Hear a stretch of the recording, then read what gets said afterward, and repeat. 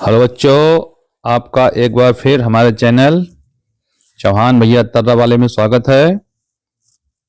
बच्चों, आज हम इस वीडियो में पृथ्वी और हमारा जीवन भाग 3 कक्षा 8 का पाठ 6 यातायात, व्यापार एवं संचार के बारे में बच्चों हम जानेंगे।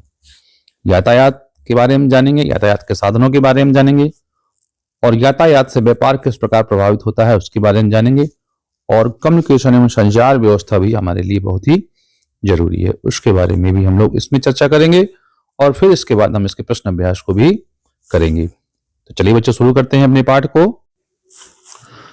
तो बच्चों, हमारा पाठ 6 भारत, यातायात, संचार, व्यापार एवं संचार। तो यातायात सबसे पहले हमारा आता है यातायात। किसे कहेंगे यातायात? एक स्थान से दूसरे स्थान पर जाने के लिए हम जिन साधनों का प्रयोग करते हैं उसे हम यातायात के साधन कहते हैं। हम खुद भी जा सकते हैं और अपने साथ व्यापार वस्तुएं भी एक स्थान से दूसरे स्थान जाने के लिए हम यातायात के साधनों का प्रयोग करते हैं। व्यापार तो आप सब लोग जानते ही हैं। व्यापार का मतलब क्या है?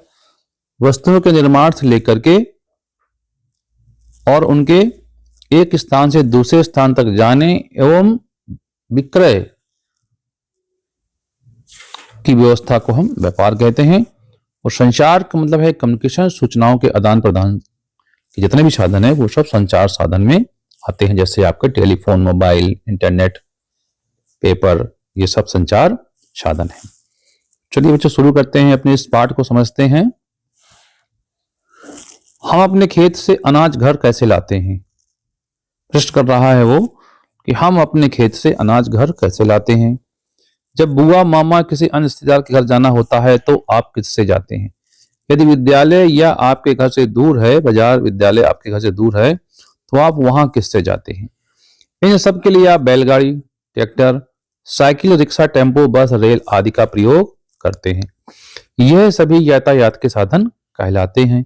जिन साधनों द्वारा एक स्थान से दूसरे स्थान तक व्यक्ति व वस्तुओं का आवागमन होता है उन्हें यातायात के साधन कहते हैं या कहलाते हैं वो।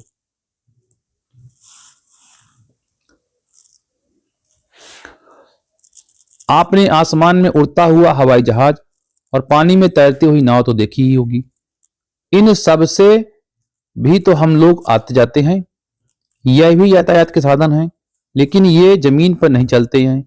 नाव पानी पर और हवाई जहाज हवा में उड़ता है। इस कारण हम यातायात के साधनों को 3 भागों में बांट सकते हैं।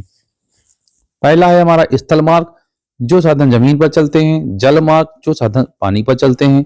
वायु मार्ग के साधन जो हवा में चलते हैं। कितने साधन हो गए बच्चों? जल मार्ग, स्थल मार्ग और वायु मार्ग। तो आइए स्थल मार्ग के बारे में जानते हैं। धरातल पर आने जाने के रास्तों को स्थल मार्ग कहते हैं। स्थल मार्ग में सड़क और रेल मार्ग दोनों सम्मिलित हैं। नागरिकों की सुविधा के लिए सरकार द्वारा सड़कों के विकास पर जोर दिया गया है। इसके लिए सड़कों को कई वर्गों में बांटा गया है। राष्ट्रीय राजमार्ग, एक्सप्रेसवे, राजमार्ग या प्रमुख जिला सड़कें, अन्य जिला सड़कें और ग्रामीण सड़कें। आप अपने जनपद से गुजरने वाले राष्ट्रीय राजमार्ग का नाम एवं संख्या पता कीजिए। तो बच्चों, हमारे जो है जनपद से कौन सा राजमार्ग गुजरता है? 76। कितना? 76। आप भारत में सड़क मार्ग के विस्तार को मानचित्र पर देखिए और बताइए भारत के किस क्षेत्र में सड़कें अधिक हैं और किस क्षेत्र में कम हैं। तो बच्चों, सड़कें कहाँ ज्यादा अच्छी आसानी से बनेंगी और कहाँ बनाने में सड़कों को दिक्कत होगी? विचार करिए। तो सबसे ज्यादा सड़कें कहाँ बनाने में आसानी होगी? मैदानों में। कहाँ ज्यादा सड़कें होनी चाहिए? मैदानों में। क्यों? क्योंकि यहाँ सड़कें बनाना सरल होता है। और सबसे कम सड़कों का जाल कहाँ मिलेगा? पर्वतों में, फिर पठारों में। ऐसा क्यों? क्योंकि पर्वतों और पठारों में जमीन कठोर होती है, ऊंचाई नीचाई होती है और उन्हें काटना आसान नहीं होता है। सड़कों का निर्माण करना भी सरल नहीं होता है। इसलिए सड़कें मैदानों में ज्यादा पाई जाती हैं और बाकी पहाड़ों और पठारों में कम पाई जाती हैं। धरातली बनावट के कारण भारत के सभी भागों में सड़कों का विकास समान रूप से नहीं हुआ है। उत्तर के मैदानी भागों, दक्षिण भागों में सड़कों का विकास अधिक हुआ है, जबकि राजस्थान, असम और जम्मू कश्मीर राज्यों में कम। ऐसा क्यों? जैसा कि हमने अभी ऊपर चर्चा की है कि ये जो राज्य हैं पहाड़ी राज्य हैं, इसलिए यहाँ पर जो है सड़कों का कम विकास हुआ है।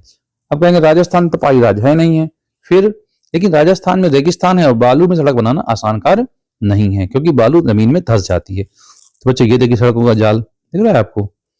तो आइए पढ़ते हैं। शेर शाह सूरी। शेर शाह सूरी ने कोलकाता से पेशावर तक शाही राजमार्ग का निर्माण कराया था। इसे ही ब्रिटिश काल से ग्रैंड ट्रंक रोड या जीटी रोड के नाम से जाना जाता है। वर्तमान में यह अमृतसर से कोलकाता के बीच विस्तृत है। भारत के प्रमुख सड़क मार्ग: राष्ट्रीय राजमार्ग जिसे हम नेशनल हाईवे कहते हैं, दिल्ली से अमृतसर। राष्ट्रीय राजमार्ग 2 दिल्ली से कोलकाता। राष्ट्रीय राजमार्ग 7 वाराणसी से कन्याकुमारी। वाराणसी से सीधे कन्याकुमारी तक जाता है बच्चों ये। राष्ट्रीय राजमार्ग 7 भारत का सबसे लंबा राष्ट्रीय राजमार्ग है। भारत के अन्य राष्ट्रीय राजमार्गों के मानचित्र संख्या 6.1 पर देखिए। स्वर्णिम चतुर्भुज महामार्ग: यह देश के 4 महानगरों दिल्ली, मुंबई, कोलकाता और चेन्नई को जोड़ते हुए लगभग 5846 किलोमीटर लंबा सड़क मार्ग बनाया जा रहा है। उत्तर दक्षिण पूर्व पश्चिम गलियारा, उत्तर दक्षिण गलियारा जम्मू और कश्मीर के श्रीनगर से तमिलनाडु के कन्याकुमारी तक 4016 किलोमीटर लंबे सड़क मार्ग हैं। पूर्व पश्चिम गलियारा असम के सिलचर से गुजरात की पोरबंदर तक 3640 किलोमीटर लंबा सड़क मार्ग बनाया जा रहा है। आइए बच्चों रेल मार्ग के बारे में जानते हैं, क्योंकि रेल भारत की धड़कन है, नशे हैं। भारत में रेल मार्ग माल और यात्रियों के परिवहन का मुख्य साधन है। इस समय भारत में रेल मार्गों की कुल लंबाई कितनी है बच्चों? 66,687 किलोमीटर। इस दृष्टि से भारतीय रेल मार्ग का विश्व में दूसरा स्थान है। रेलों के विकास से कम समय में अधिक यात्रियों का आना जाना, माल ढुलाई संभव हो गया है। डीजल और बिजली के इंजनों के प्रयोग से रेलगाड़ियों की गति तेज हो गई है। इस समय भारत में तेज गति से चलने वाली अनेक रेलगाड़ियां हैं, जैसे शताब्दी एक्सप्रेस, राजधानी एक्सप्रेस और वंदे भारत एक्सप्रेस। आप भारत के रेल मार्ग के विस्तार को मानचित्र पर देखिए और बताइए कि भारत के किस भाग में अधिक रेल मार्ग हैं और किस भाग में कम, ऐसा क्यों? विचार कीजिए।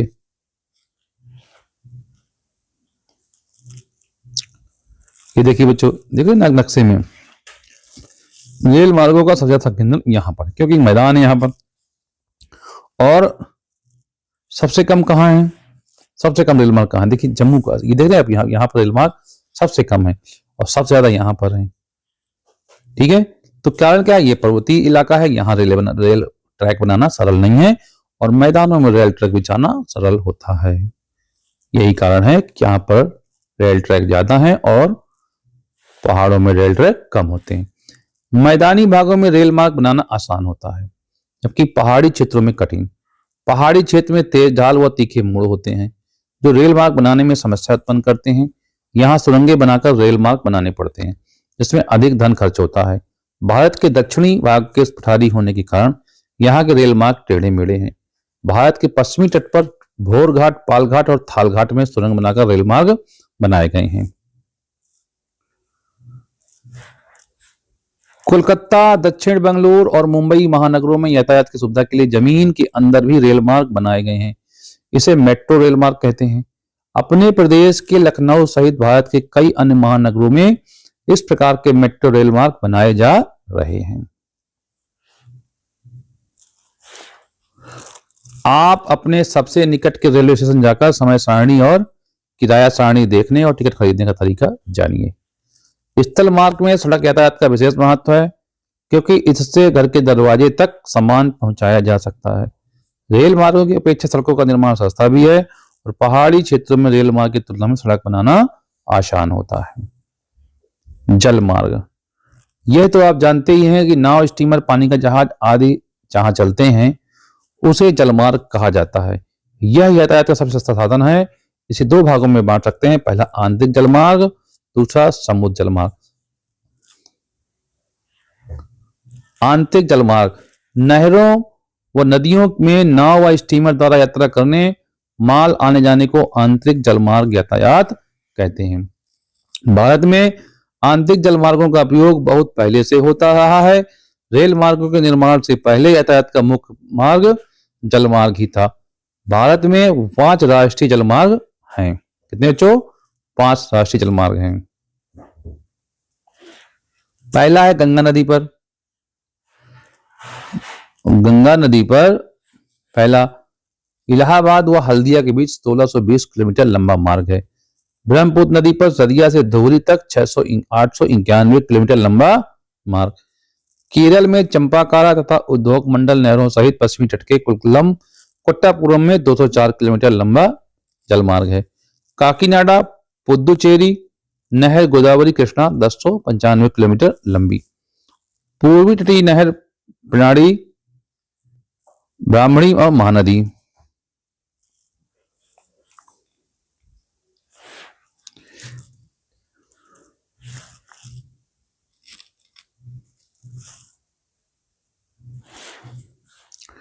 इस समय भारत में आंतरिक जलमार्गों की कुल लंबाई 14,500 किलोमीटर है, परंतु इसका एक छोटा भाग ही व्यापार के लिए प्रयोग किया जा रहा है।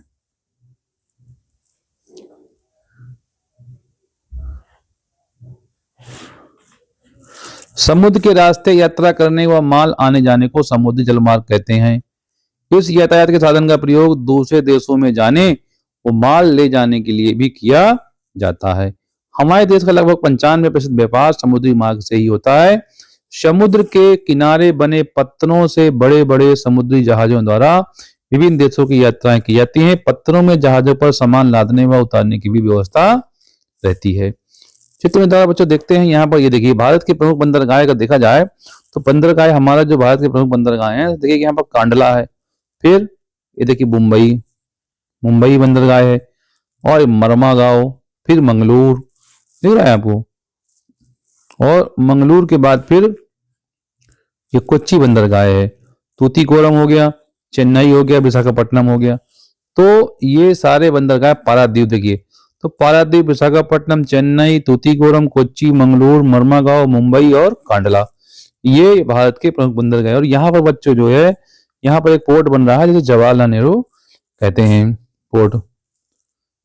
कलकत्ता देखिए, ये यहाँ पर देखिए हल्दिया तक, तो ये भारत के प्रमुख जलमार्ग हैं।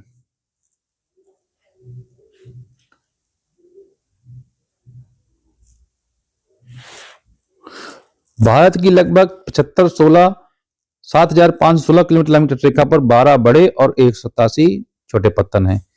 अन्य पत्तनों की देखभाल केंद्र सरकार की जिम्मेदारी है। बड़े पत्तनों की देखभाल करना किसकी जिम्मेदारी है? केंद्र सरकार की, जबकि छोटे पत्तनों की देखभाल करना वहां की राज्य सरकारें करती हैं। मुंबई, कोलकाता, पारादीप, तूतीकोरन, मरमागांव, कांदला, न्यू मंगलोर, कोच्चि, नवा शेवा, जिसे हम जवाहरलाल नेहरू भी कहते हैं, विशाखापट्टनम, चेन्नई और एन्नोर भारत के बड़े पत्तन हैं। आप भारत जलमार्ग पत्तनों को देखिए मानचित्र 6.3 पर बच्चों, जैसा कि हम लोग देख चुके हैं। अपनी अभ्यास पुस्तिका पर पूर्वी तट, पश्चिमी तट के पत्तनों की अलग अलग सूची बनाइए। कोलंबो व यांगून पहुंचने के लिए कौन सा भारतीय पत्तन सबसे जल्दी पहुंचा जा सकता है? भारत से यांगून किन किन समुद्री मार्गों जाया जा सकता है, कहां बताइए? तो बच्चों यहां पर देखते हैं, सबसे पहले हमें कोलंबो और यांगून पहुंचना है और भारत से यांगून। तो आप देखिए, ये देखिए यहाँ पर जो है कोलंबो पहुंचना है, सबसे पहले हमारे लिए कौन सा चाहे? तूतीकोरन। कौन सा है? तूतीकोरन के माध्यम से अगर हम जाएंगे तो हम कोलंबो और यांगून पहुंच जाएंगे।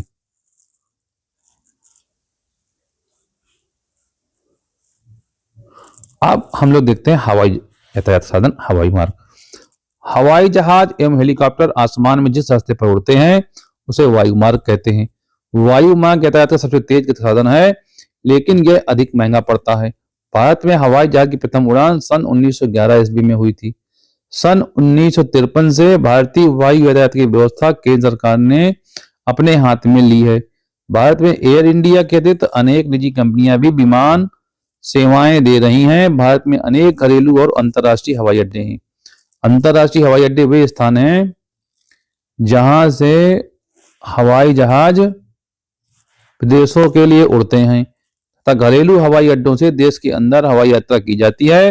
भारत के प्रमुख अंतर्राष्ट्रीय हवाई अड्डे नई दिल्ली, मुंबई, कोलकाता, चेन्नई, लखनऊ, वाराणसी, बेंगलुरु आदि हैं। मानचित्र पर इनकी स्थिति को देखिए और बताइए। तो ये देखिए बच्चों, प्रमुख हमारे हवाई अड्डे दिख रहे हैं आपको, जो है ना प्रमुख हवाई अड्डे हैं।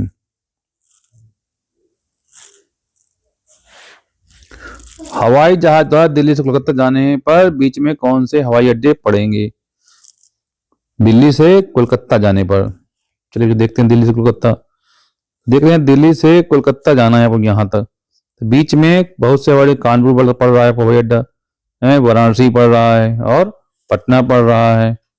तो इस तरह बहुत से हवाई अड्डे पड़ेंगे बीच में।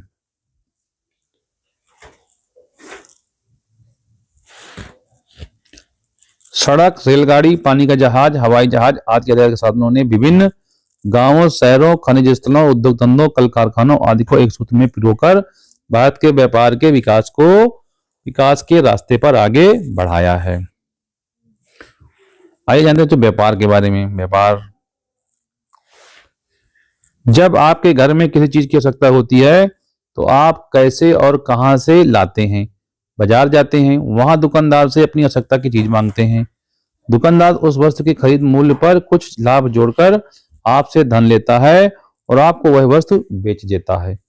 वस्तुओं और सेवाओं के खरीदने और बेचने की इस प्रक्रिया को ही व्यापार कहते हैं।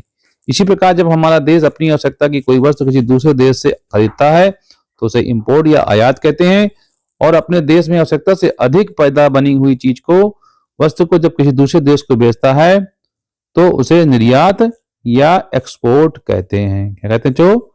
उसे निर्यात या एक्सपोर्ट कहते हैं। आयात और निर्यात व्यापार के दो प्रमुख अंग हैं। व्यापार दो प्रकार का होता है। देश के भीतर विभिन्न राज्यों द्वारा एक दूसरे सामान खरीदना और बेचना भी आयात निर्यात की श्रेणी में आता है। एक तो देशी व्यापार हो गया, दूसरा विदेशी व्यापार। भारत का देशी व्यापार, देशी व्यापार का अर्थ है देश के भीतर आवश्यकता अनुसार वस्तुओं की खरीद बेच करना। किसी भी राज्य को जिस वस्तु की आवश्यकता होती है वह उसे अन्य राज्य से खरीदता है। जो राज्य जिस वस्तु पर अपनी आवश्यकता से अधिक उत्पादन करते हैं वह उसे दूसरे राज्यों को बेचते हैं। पंजाब उत्तर प्रदेश से गेहूं, पश्चिम बंगाल उड़ीसा से चावल, कर्नाटक और केरल से मसाले, महाराष्ट्र गुजरात से नमक, सूती वस्त्र व कपड़े, असम से गुजरात से नमक, सूती वस्त्र, कपड़े, असम से चाय, जम्मू कश्मीर से फल आज दूसरे राज्यों को बेचा जाता है। आप अपने गांव मोहल्ले के लोगों द्वारा खरीदे और बेची जाने वाली वस्तुओं की सूची अपनी अभ्यास पुस्तिका पर बनाइए। भारत का विदेशी व्यापार, दो देशों के बीच व्यापार अंतरराष्ट्रीय व्यापार कहलाता है। भारत की विदेश व्यापार नीति द्वारा व्यापार को प्रशासनिक नियंत्रणों से अधिकांशतः मुक्त रखते हुए बहुत कम प्रतिबंध लगाए गए हैं। आशा की गई है इससे हमारे निर्यात, विशेषकर कृषि एवं सेवा क्षेत्र को बढ़ावा मिलेगा और आत्मनिर्भर अर्थव्यवस्था का विकास होगा। भारत के विदेशी व्यापार का लगभग 98% जल मार्ग द्वारा, शेष 2% स्थल मार्ग एवं वायु मार्ग द्वारा होता है। स्थल मार्ग द्वारा व्यापार अफगानिस्तान, नेपाल व बांग्लादेश दोनों से ही होता है। अंतर्राष्ट्रीय व्यापार में पिछले 15 वर्षों में भारी बदलाव आया है। वस्तुओं के आदान प्रदान की अपेक्षा सूचनाओं, ज्ञान एवं प्रौद्योगिकी का आदान प्रदान बढ़ा है। भारत अंतर्राष्ट्रीय स्तर पर एक सॉफ्टवेयर महाशक्ति के रूप में उभरा है तथा सूचना प्रौद्योगिकी के माध्यम से अत्यधिक विदेशी मुद्रा अर्जित कर रहा है। सभी देश अंतर्राष्ट्रीय व्यापार पर निर्भर हैं क्योंकि एक देश में सभी प्रकार की वस्तुएं आवश्यकता के अनुरूप नहीं मिल सकती। इस कारण अपनी आवश्यकता के अनुसार सभी देशों को आयात निर्यात करना पड़ता है। भारत का विश्व के लगभग सभी देशों के साथ व्यापारिक संबंध है। भारत के प्रमुख आयात, मशीनें। भारत मशीनें मंगाता है, कृषि उत्पाद और पेट्रोलियम तथा पेट्रोलियम उत्पाद। ये तीन चीजें भारत प्रमुखता से विदेशों से आयात करता है। मोती और बहुमूल्य रत्न, रसायन और संबंधित उत्पाद, कोयला तथा कोक, लोहे तथा इस्पात की वस्तुएं, इलेक्ट्रिक वस्तुएं। भारत भेजता क्या है? भारत निर्यात करता है कृषि एवं संबंधित उत्पाद, अयस्क एवं खनिज, रत्न एवं जवाहरात, रसायन व संबंधित उत्पाद, इंजीनियरिंग का सामान। पेट्रोलियम एवं पेट्रोलियम उत्पाद, वस्त्र एवं तैयार कपड़े, हस्तकला की कलाएं, इलेक्ट्रॉनिक वस्तुएं। विदेशी व्यापार नीति। भारत सरकार द्वारा घोषित इस नीति से वस्तुओं एवं सेवाओं का निर्यात बढ़ाने के साथ साथ रोजगार सृजन करने व मेक इन इंडिया विजन को ध्यान में रखते हुए देश में मूल्य वर्धन को नई गति प्रदान करने की रूपरेखा बनाई गई है। इस नीति में कारोबार करने और आसान बनाने पर जोर दिया गया है। इस नीति में भारत से वस्तु निर्यात योजना, भारत से सेवा निर्यात योजना की शुरुआत की गई है। वस्तु निर्यात योजना का उद्देश्य वस्तुओं का निर्यात बढ़ाना है।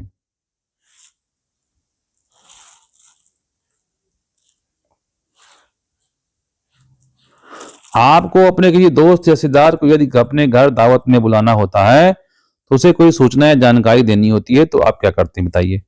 आप अपने दोस्त या रिश्तेदार के पास बिना गए, बिना किसी को उन तक भेजे कोई सूचना या जानकारी देने व विचारों को आदान प्रदान करने के लिए जिन साधनों का प्रयोग करते हैं वे सभी संचार के साधन हैं। आप अपनी जानकारी के अनुसार विभिन्न संचार के साधनों की सूची अपनी अभ्यास पुस्तिका में बनाइए। आपने देश में संचार के क्षेत्र में अच्छी प्रगति की है। अपने देश ने संचार के क्षेत्र में अच्छी प्रगति की है। हमारी डाक संचार व्यवस्था विश्व में सबसे बड़ी है। यह पत्र, तार, पार्सल, किताबें, अखबार, बिजली व टेलीफोन के बिल आदि स्थल, जल या वायु परिवहन द्वारा लोगों तक बहुत जल्दी पहुंचाता है। हम लोग टेलीफोन और मोबाइल फोन का प्रयोग भी बातचीत के लिए करते हैं। इस व्यवस्था को दूरसंचार कहते हैं। भारतीय दूरसंचार व्यवस्था एशिया में सबसे आगे है। रेडियो और टेलीविजन के माध्यम से हम पूरे विश्व की जानकारियां घर बैठे प्राप्त कर लेते हैं। टेलीविजन फिल्मों और सीरियलों द्वारा हमारा मनोरंजन भी करता है। टेली कॉन्फ्रेंसिंग और वीडियो कॉन्फ्रेंसिंग द्वारा हम बहुत दूर बैठे किसी व्यक्ति से इस प्रकार बात कर लेते हैं जैसे कि वो हमारे सामने बैठा है। आप टेलीविजन में कौन कौन से सीरियल कार्यक्रम देखते हैं बताइए। टेलीविजन में कार्यक्रम निर्धारित होते हैं और हमें उन्हें ही देखना होता है। लेकिन कंप्यूटर ऐसा साधन है जिसमें हम इंटरनेट पर जाकर अपनी इच्छा अनुसार कार्यक्रम देख सकते हैं, सूचनाओं का आदान प्रदान कर सकते हैं, विश्व के प्रत्येक देश की नवीनतम जानकारी प्राप्त कर सकते हैं और दूर बैठे लोगों से बातचीत भी कर सकते हैं। Optical fibre. ऑप्टिकल फाइबर तुम्हारे बालों जितने महीन खोखले तार होते हैं। टेलीफोन कॉल, टीवी की तस्वीरें, कंप्यूटर डाटा इनसे होता हुआ लंबी से लंबी दूरी तय कर सकता है। आजकल संचार को और अधिक तीव्रगामी और भेजे गए सिग्नलों की गुणवत्ता को शुद्ध बनाए रखने के लिए ऑप्टिकल फाइबर तकनीक का प्रयोग किया जा रहा है। तुम्हारी उंगली जितना मोटा एक ऑप्टिक केबल एक बार में कई हजार टेलीफोन कॉल और सिग्नल प्रेषित कर सकता है। इसकी मदद से गांव-गांव में सार्वजनिक टेलीफोन सेवा भी उपलब्ध कराई जा रही है। इंटरनेट।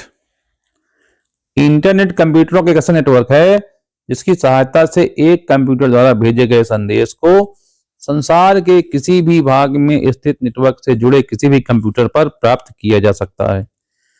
इसकी सहायता से संदेशों और सूचनाओं को दूर दूर तक भेजा जा सकता है। संचार उपग्रह। ऑस्ट्रेलिया में भारतीय क्रिकेट टीम ने कैसा क्रिकेट खेला, पहले हम इसका सीधा प्रसारण नहीं देख पाते थे, पर जब हम टेलीविजन और इंटरनेट की सहायता से तुरंत ही क्रिकेट मैच हो या कोई उत्सव समारोह उसका सीधा प्रसारण देख सकते हैं और इसे संभव बनाया है संचार उपग्रहों ने।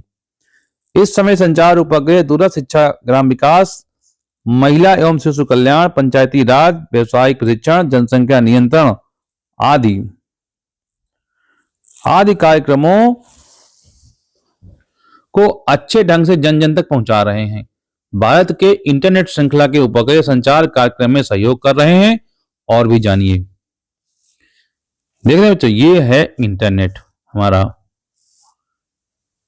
विश्व व्यापार संगठन WTO, वर्ल्ड ट्रेड ऑर्गेनाइजेशन, व्यापारिक मामलों की एक ऐसी विश्वस्तरीय संस्था है जिसके सदस्य विश्व के अनेक देश हैं। इंटरनेट पर प्रयोग किए जाने वाले WWW का विस्तारित रूप है वर्ल्ड वाइड वेब। क्या मतलब इसका बच्चों? World wide web. शब्दावली है विदेश, अपने देश के अलावा अन्य कोई देश उत्पन्न करना। जिस इकाई सॉफ्टवेयर कहते हो, जिस इकाई पर कंप्यूटर कार्य किया जाता है उसे प्रौद्योगिकी तकनीकी ज्ञान या सॉफ्टवेयर कहते हैं। चलिए उसे पाठ के तो जैसे प्रश्न अभ्यास को देखते हैं। निम्नलिखित प्रश्नों के उत्तर संक्षेप में दीजिए। पहला है यातायात के साधनों की उपयोगिता यातायात के साधनों की उपयोगिता लिखिए। आधुनिक युग अंतरराष्ट्रीय संपर्क का युग है। राष्ट्र का औद्योगिक तथा आर्थिक विकास यातायात के साधनों पर ही निर्भर करता है। यातायात के साधनों की उपयोगिता को निम्न प्रकार से व्यक्त किया जा सकता है। यातायात के साधन जितने सुलभ और द्रुतगामी होते हैं देश में आर्थिक विकास उतने ही तीव्रता से होगा। यातायात के साधनों द्वारा तैयार माल खाद्यान्न कृषि उपज तथा खनिज उत्पाद मांग के अनुसार सुविधा पूर्वक भेजे जाते हैं। सुरक्षा की दृष्टि से यातायात के साधनों का बहुत महत्व है। वाह्य आक्रमण के समय सेना तथा आवश्यक सामग्री लड़ाई के मोर्चे तक यातायात के साधनों द्वारा आसानी से पहुंचाई जाती है। यातायात के साधनों द्वारा दूर दूर बिखरे गांवों को शहरों से जोड़ा जा सकता है। यातायात के साधनों के विकास से राष्ट्र समृद्ध और शक्तिशाली बनता है।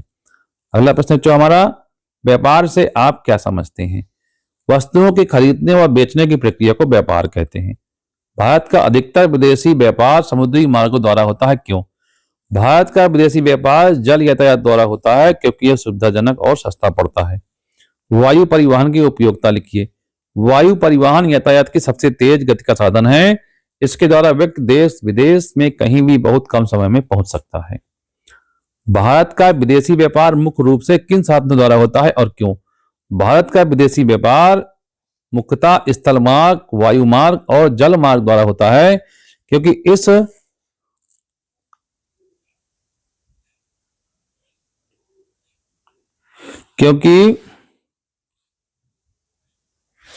इससे माल की आवाजाही में सुविधा होती है तथा समय की बचत होती है।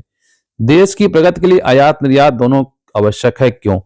किसी देश की प्रगति के लिए आयात निर्यात अत्यंत आवश्यक है क्योंकि एक देश में सभी प्रकार की वस्तुएं आवश्यकता के अनुरूप नहीं मिल सकती। इस कारण अपनी आवश्यकता के अनुसार सभी देशों को आयात निर्यात करना पड़ता है। संचार के विभिन्न साधनों की उपयोगिता लिखिए। भारत ने संचार के क्षेत्र में अच्छी प्रगति की है। हमारी डाक संचार व्यवस्था विश्व में सबसे बड़ी है।